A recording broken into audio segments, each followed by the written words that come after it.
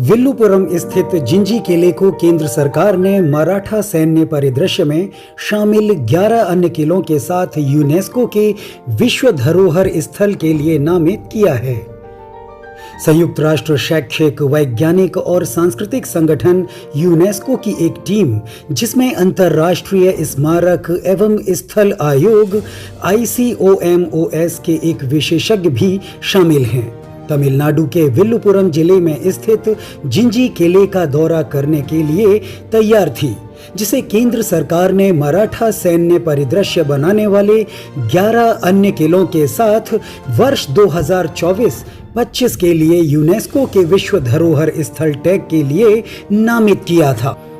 भारत के मराठा सैन्य परिदृश्य में विविध भौगोलिक क्षेत्रों में फैले 12 घटक शामिल हैं। इन 12 घटकों में से 11 स्थल महाराष्ट्र में हैं।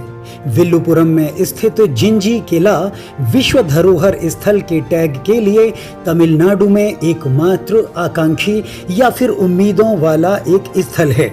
27 सितंबर का दौरा मूल्यांकन प्रक्रिया का हिस्सा था तथा ICOMOS विशेषज्ञ द्वारा यूनेस्को को अपनी रिपोर्ट प्रस्तुत करने से पूर्व की प्रक्रिया थी, जिसमें यह निर्णय लिया गया कि चयनित स्मारकों को 2025 में विश्व धरोहर स्थल का दर्जा दिया जा सकता है या नहीं।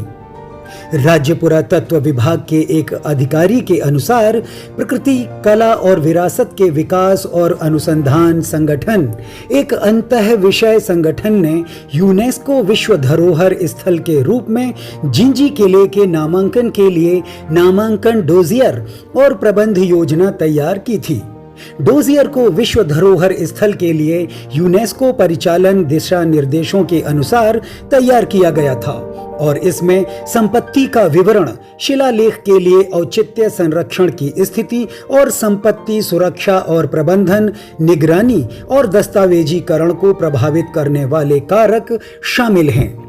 वही संबंधित एक अधिकारी ने कहा है कि हमें उम्मीद है कि टीम किले के ऐतिहासिक महत्व से प्रभावित होगी और एक रिपोर्ट प्रस्तुत करेगी जो हमें टैग प्राप्त करने में मदद भी करेगी।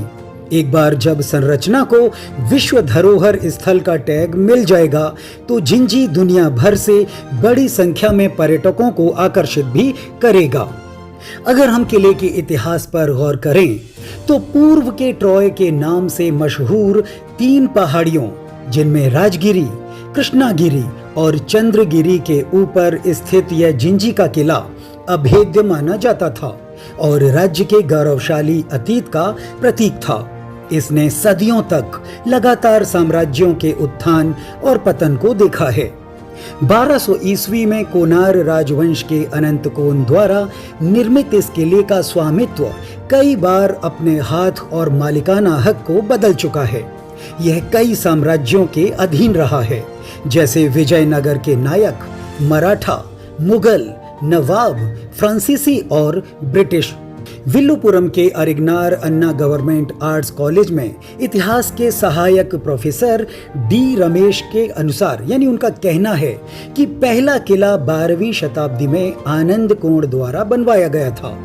उनके उत्तराधिकारी ने 1240 ईस्वी में उत्तरी पहाड़ी को किलाबंद किया और इसे कृष्णागिरी नाम दिया, जबकि अन्य इमारतों और संरचनाओं को बाद के शासकों द्वारा बनाया गया था। किले में अगला व्यापक निर्माण विजयनगर साम्राज्य के तत्वावधान में किया गया था। वहीं किले पर छत्रपति शिवाजी महाराज ने 1677 ईस्वी में अपना कब्जा कर लिया था। उन्होंने कहा यह 1698 ईस्वी में मुगलों के नियंत्रण में आने तक मराठा शासन के अधीन रहा। 1714 ईस्वी में अकाट नवाबों द्वारा कब्जा किए जाने से पहले इस पर थोड़े समय के लिए राजा दे सिंह यानी कि तेज सिंह का शासन था और 1749 ईस्वी तक यह उनके नियंत्रण में रहा। अंग्रेजों के हाथों में जाने से पहले यह किला 1750 से 1770 ईस्वी तक फ्रांसीसियों के पास था। 11 एकड़ में फैले इस किले में एक सीढ़ीदार कुआं है, एक कल्याण महल, एक दरबार हॉल, एक तोपखाना, एक घंटा घर, एक शस्त्रागार, एक हाथी टैंक, एक अस्तबल एक अन्न भंडार, एक व्यायामशाला, वेंकटरमण मंदिर और सदातुल्ला मस्जिद स्थित है।